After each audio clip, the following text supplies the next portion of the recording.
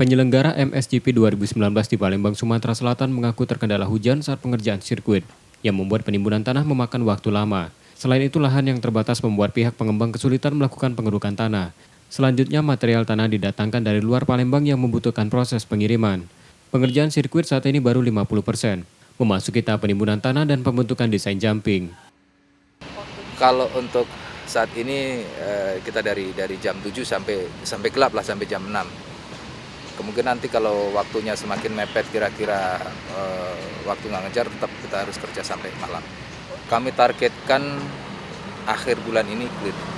Target kami ya, dibantu doa semoga cuaca bagus. Luas tanah sirkuit MXGP 2019 seluas 5 hektar, yang dibagi menjadi arena sirkuit dan tribun.